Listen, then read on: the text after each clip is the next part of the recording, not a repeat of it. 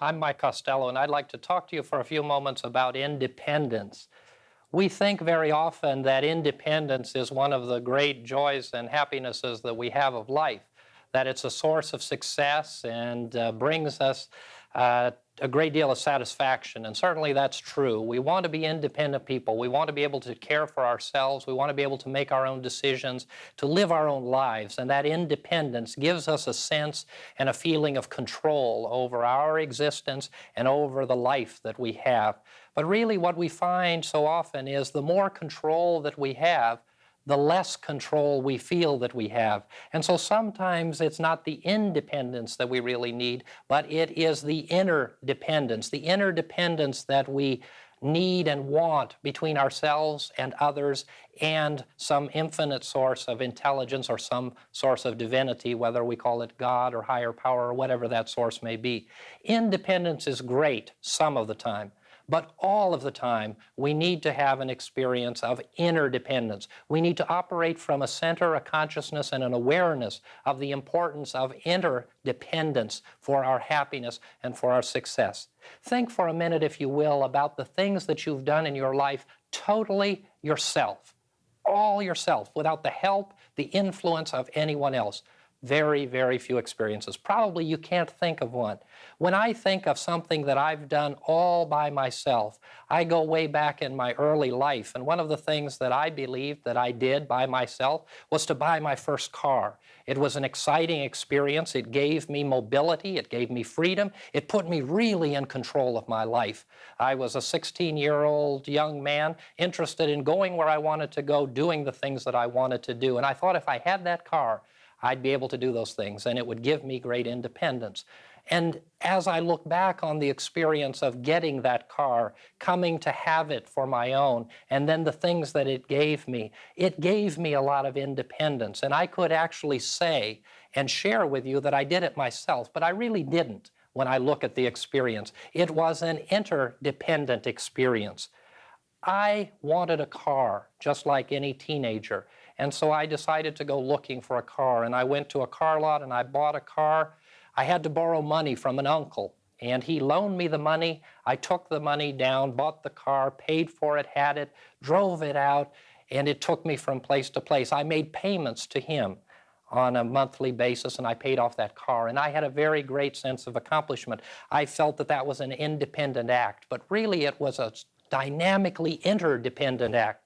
First of all, there was a lot of interaction in that experience that I wasn't even aware of and that I will never know the extent of. I can't know the extent of just that little experience of getting that first car. That car was a used car. It wasn't a great, wonderful, modern, new car. It was an older car. It ran so-so. But someone traded that car in order to allow it to be on that lot so that I could buy it. The car dealer that was selling it supported his family by selling cars. I went and I bought that car because I was able to borrow the money from my uncle. My uncle was able to loan me the money because he had earned it, and he had earned it at a job, doing something that had a myriad of effects on other people. When I went to work to pay my uncle back, I went to work in an environment where I was paid for the services that were rendered to me. And all of these people were touched by the sale of that car. Interdependence, our relationship one to the other, the interrelationship that we have of people that touches every aspect of our lives. We benefit so immeasurably by the interdependence of people that bring together the things that are happening. There's an interdependence of people who bring this program together, people that you don't know, that you will never know, that you need not know, but you do need to realize, understand, and grasp the idea and the thought that this program, that car, my life, your life, all of the experiences that we have in this life are only valid and only happen effectively because of our interdependence, our dependence one on the other. We could really become preoccupied with this if we wanted to. If we had an inquisitive mind, we could say, I want to investigate every interdependency in my life and express thanks and touch those people. It's not practical and it's not real. It's not important. It wasn't important for me to touch and know all of the people who were involved in the purchase and sale of my first car. It was important for me to be aware of the fact that that car didn't become a reality in my life, and the control that I believed I got from having that car in my life wasn't really of my doing. It was of the collective doing of many, many, many people. And that understanding and the claiming and accepting of that is very, very important. If we are interdependent, we simply need to be aware of the fact that those things that separate us as people, as groups of people, as communities, as nations, as religions, as political parties, those things that separate us have value because they create within us cultures that are of value to the entire human race and to the culture of the entire planet. But in our separateness, it's important for us to understand that we are all interconnected and that the interconnectiveness creates for us a magnificent control that we have over what goes on in this world and in our lives without any effort and without our being in exclusive control. This interdependence is not only true on the physical plane of existence, it's true on the spiritual plane of existence. We are interdependent with spiritual substance, with spirit, and the reality of spirit interacting to and with us. We believe very much in the reality of spirit substance. Spirit substance is the substance that is beyond our human sight, although some people can see it with human eyes. It is the spiritual reality that is within all of us, the spiritual dimension that operates always and that undergirds everything that is in the physical. The easiest thing to think of in terms of spirituality and spirit substance is the spirit soul. We think of spiritual beings as a person. Some people are able to see and read energy or auras. Other people are able to see manifestations. Other people simply sense that presence. Every one of us, regardless of our religious belief and tradition, regardless of whether you believe in spirit or in spiritual manifestations, all of us have had the circumstance or the situation where we have sensed the presence of someone, where we have sensed something that was going to happen, where we had something within us that spoke to our inner knowing. And that is the connectiveness, the interdependence, and the interrelationship of spirit substance to what is happening on the physical plane of existence. We are strengthened and guided and directed by an infinite intelligence, and we call that God. And that divine intelligence, that spiritual substance, is constantly infusing into our spiritual substance and bringing us the life that we experience and the strength that we need. This idea of interdependence, this idea of acknowledging and accepting the fact that we are all connected, that there is a connectiveness of life, is fundamental and important. In this age, in this time, the world is becoming smaller and smaller.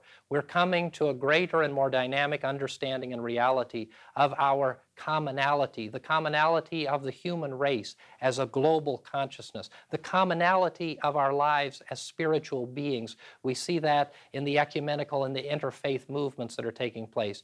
The interdependence that we have as nations in the world, the interdependence of the ecology, and how all of this comes together to connect one to the other. So often we want to understand, we want to know. We want to know how this interdependence works. We want to know the inner workings of spiritual reality. We want to understand how these concepts work. Very often in our lives, it's enough to simply know that they work.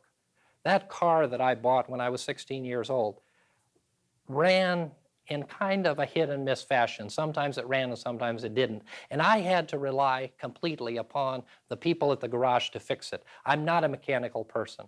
I never have been a mechanical person. I am reasonably well educated. I am university educated and trained. I have a variety of interests and a lot of knowledge, but I don't understand the first thing about internal combustion, nor do I care.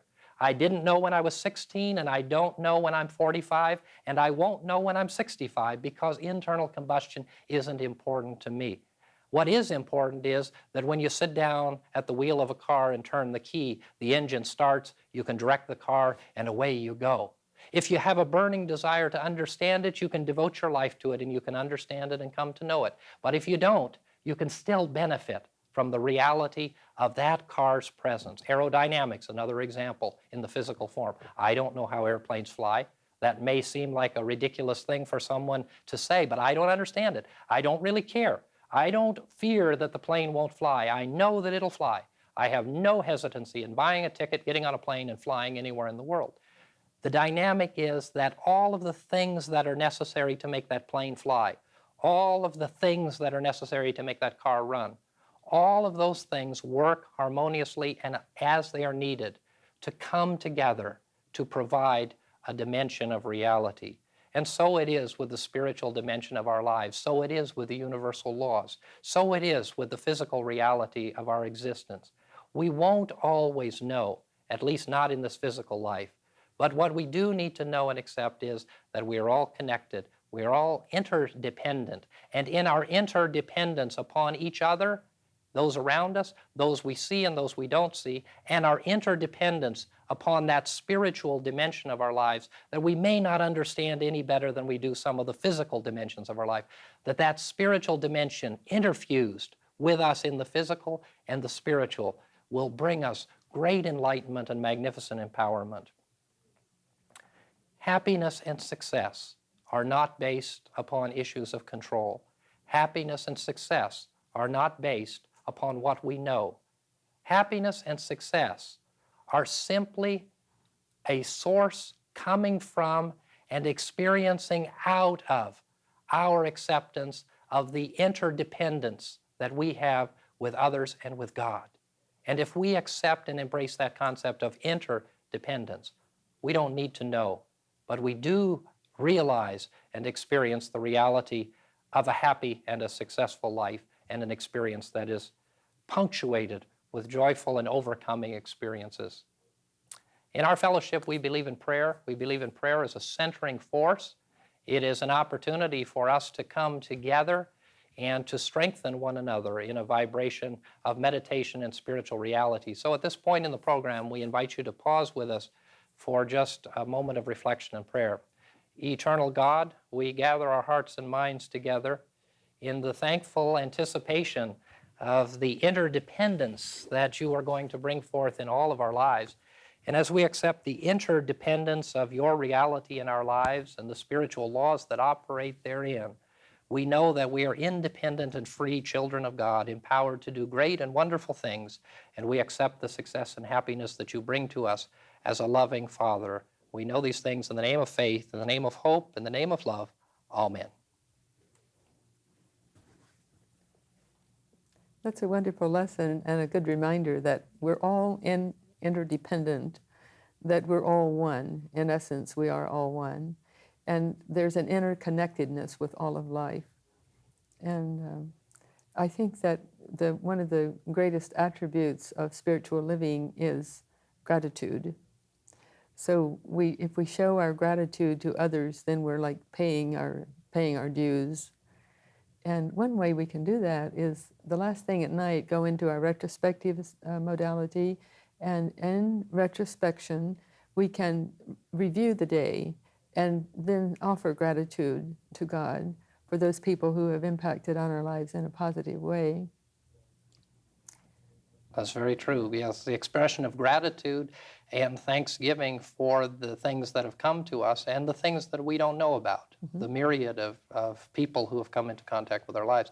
And beyond an expression of prayerful gratitude and conscious gratitude, if we live our lives from the perspective of gratitude, then we are expressing thanks through that action as well. And we are grateful to God and we are grateful to our brothers and sisters for the interaction that they bring into our lives. And by sharing that dynamic in our lives, we show our gratefulness. And on a global basis, when we were talking about accepting ourselves all as one, it's very wonderful when we're able to express our gratitude by thinking supportive and accepting and tolerant thoughts of all people, especially people who don't think the way that we think. Yes, yes. If we could, each of us, wherever we are, just review our lives and think of all the people for whom we need to be grateful. And I can remember that was brought home to me very clearly when I was very young and working in an office for the first time, and I wanted to get a bank loan, and I was sure that I was going to get that loan, and that and there was no reason I shouldn't have gotten the loan. But the banker said, well, you'll have to have a co-signer for this loan. And actually, I wanted the loan to buy some stock in the company in which I worked. And I think today that wouldn't be legal, but in any event, that was some time ago, and that was my plan. So I went back very depressed to the office, and my boss says, looks as if you didn't get your loan, you look a little depressed. And I said, I can't believe, I can get the loan, but I can't believe that I have to have someone else's signature on this. And he just laughed at me, and he said, he said very much what you just said in essence. You have to understand we're all interconnected. And he said, I'm president of this company. I don't run the company. Everybody else does. I do what I think people want me to do. I please the customers. I please my stockholders. And so he said, we're never, no man, he didn't say no man is an island, but that's in essence what he was saying, that we never function independently. There's always that interconnectedness. And I learned that lesson early in life, and I think that helped to create an attitude of gratitude within myself. That issue of power and control, so often we think that the gentleman or the lady who is the president of a company Yes. is that very powerful, controlling person. Mm-hmm. But this gentleman that you just shared about was very wise in knowing that that he was dependent upon all of the people who were doing the work and carrying out the ideas and the thoughts that were brought forth by him and others to allow the control that he had to appear to be his control, but it really wasn't. It was dependent upon all of the other people working together, and that's very true in all of life. Because we please the people around us. I know some married couples think that, well, you're always doing what pleases you, and that person who says that doesn't realize, well, that their helpmate is really doing everything they can to please the other individual. But they do it so effortlessly that it just seems that they're trying to please themselves all the time. And I think that is one of a sign of real success in joyous living, if we can seem to be doing what we want to do, but in essence we're doing what we think would please the other person, whether it's in our home or in our work or or whatever area of life it might be in. And that becomes a natural process. Yeah. It becomes a natural process of mind, and it goes to the fundamental of what we talk about so often, and that is the conditioning of the subconscious mind to behave and bring forth the outpicturing or the experience of life that we want it to by what we feed it from the conscious mind. And if we can cultivate the processes of conscious mind, that's our aware mind, then our subconscious mind sucks and absorbs that information in and brings it right back out to us in a wonderful and dynamic way. Words and thoughts have molding power. It's a glorious dynamic. Someone was asking earlier today about living life to the fullest, and I think that's what that amounts to. People who are living life to the fullest are doing just that. They're doing whatever they think would please those around them, whatever the circumstances are around them. I think people who live life to the fullest are people who never question whether they can do a thing. So many people question, can I do this or can I do that? They're hesitant. But if we operate out of a consciousness of the fact that we're children of God, we're endowed with the creative intelligence of divine mind, we'll be guided and we'll be directed, with responsibility, of course, but successful, dynamic, fulfilled people, for the most part, believe that they can do the things that they do. It never occurs to them that they can't. They simply outpicture and decide what it is they want in life, and they go forward and they do it. And as they're experiencing their life and as they're dealing with the problems and the challenges that come, they simply know that there will be a way that they'll be guided through them, and they're able to live to the fullest. It's the person who really doesn't believe that they're going to be able to succeed, that doesn't believe that they're going to have a fulfilled life, that in fact do not experience that. It is a creative force.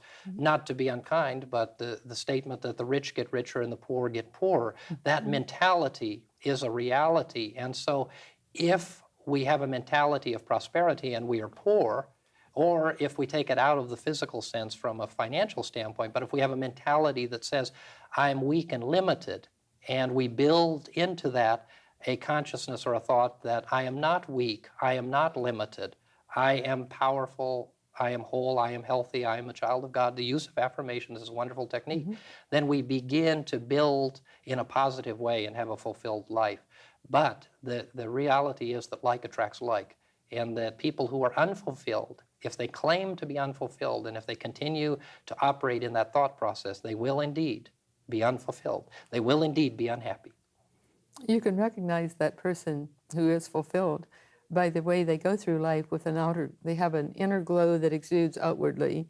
So they have that glow around them. And it's a very indicative signpost saying, yes, they are living in a wholesome, holy, joyous way. And their image of themselves is a positive image. Yes, because they don't think about the negative. It doesn't even occur to them. They just keep going in a positive way. And those persons usually have some sort of inner sensing that they might not even realize it, but they have some type of clairvoyant way of looking. So they see all the way through. And that's very exciting to know that the more we live in a positive way, the more we're opening our inner senses. And the universal laws operate whether we acknowledge them or not, Yes. as long as we claim them. That's the important point. It's how we live the life that counts, to speak the word and live the life, and these inner faculties fall into place. And that inner strength is the inspiration, and that is that divine potential that resides within every one of us. And it's so much more fulfilling to all of us if we are able to acknowledge it as we connect with it. There are many people who connect with it and never acknowledge it. And so often people say, well, how is that possible? How is it possible that such a terrible person can be so financially successful? Well, that person has gotten hold of the financial dynamic of prosperity. They've claimed it, they've visualized it, they've seen it, and they've called it into existence. They have created the manifestation from mind, and they've done it not from a spiritual center. And if they do that not from a spiritual center, then their prosperity in a physical sense will be used far differently than the prosperity that is created by someone who is operating from an altruistic or from a spiritual center. But the laws are not respecters of persons. The laws operate. The laws work. Yes, but then the way that person views life is reflected in their attitude toward life and toward themselves. I'm thinking of honor students. Very often, these bright young students who have honors, all the honors of the school heaped on them, and they're considered to be an ideal young man or ideal young lady, and yet they aren't fulfilled in an inner way. And very often that's the type of young person who unfortunately commits suicide, because so much is expected of them and they think they have to live up to all of that. But it's their self-image that's not fulfilled, and their own inner needs are not fulfilled because they're so busy reaching out to others and thinking, what do they think of me, and how do others feel about me? Their inner view of themselves, just as you said, that self-esteem issue. And of course, psychologists and sociologists tell us that a lack of self-esteem is the most damaging psychological impediment that most people have. And that is our view, for whatever reason, that we don't deserve anything. We don't deserve a good life. We have a difficult time seeing ourselves so often as the people that we are, perfect and whole children of God. Well, it's unfortunate, to change the subject entirely, that in the schools today they're stressing self-image instead of stressing a scholastic achievement. And I do think there might be a happy medium there, because if they teach the children and they learn the lessons they need to learn instead of thinking of community activities and gang activities, then I think they just naturally have a good self-image. To stress the self-image part, to me, is self-defeating. Because if we help these young people be achievers, then they're going to have a good self-image. That's true. We need both. We need a balance. We Right. always need a balance. Just as we need a balance of the interdependence between the physical and the spiritual. We can't believe that we're going to be purely spiritual people. For most of us, we can't, at any rate, believe that we're going to fold our hands and go up on the mountaintop and meditate all day. We have to get out into life and experience it. So we have to take that interdependence of both the spiritual and the physical, the material and the intellectual, all of these dynamics of our personality and life, and balance them in proper proportion, and then allow them to be a part of our lives. And forget ourselves. I know I taught in a modeling school years ago, and we taught a personality development type of class, and we taught, do all you can, study yourself, do all you can to correct that which you wish to, and then forget yourself. And I think that's a good lesson in life, because if we're thinking of what other people think of us, if we're thinking of anything but just our goal, it's keeping our eye to the goal and keeping busy doing what we want to achieve instead of what other people think of us, because we'll never please all the people all the time. So we just have to think of our goal and what we want to achieve in life instead of other people's reaction toward us. And getting out of the way is a wonderful bit of advice for all of us, because if we could get our ego out of the way and let the Spirit of God come through us and allow that dimension of our lives to come out, then we would be the people that we already are. We would demonstrate the perfect people that we already are. We would manifest that which is really inside ourselves, which is what we do all the time. If we act self-assured and are self-assured, then we make other people around us self-assured. So we're manifesting whatever is really the inner core of us. And the inner core of us is divinity. The inner core of us is the presence of God. And that inner core, allowed to come out, will allow us to flower and blossom, not only as spiritual beings, but as human beings. And that's what we are, as well as spiritual beings, human beings. So living attuned with divinity is what you're saying, that we need to live attuned to divinity, and then divinity manifests through us. Absolutely. We are divine beings in a physical form. And we've been sharing with you some concepts and ideas that will allow you to live more confidently. And the Reverend Iris Freelander and I have enjoyed sharing this information with you, and we invite you to believe in yourself, because God does.